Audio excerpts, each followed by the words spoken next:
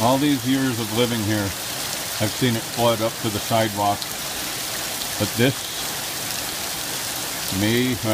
what the heck is it? August 11th, 2014.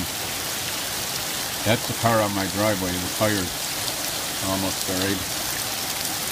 That's my front lawn underneath there. I'm on the porch. And it's literally like a lake. That car, a tall truck drove through, and that car started bobbing like it was floating. Just like a floaty! Like a floaty, yep. There's our tree that has all the high dirt around it. But right up to my house. I'm afraid what kind of damage it might be doing. I've parked in the driveway with the work van. I'm supposed to be leaving to go out of town right now.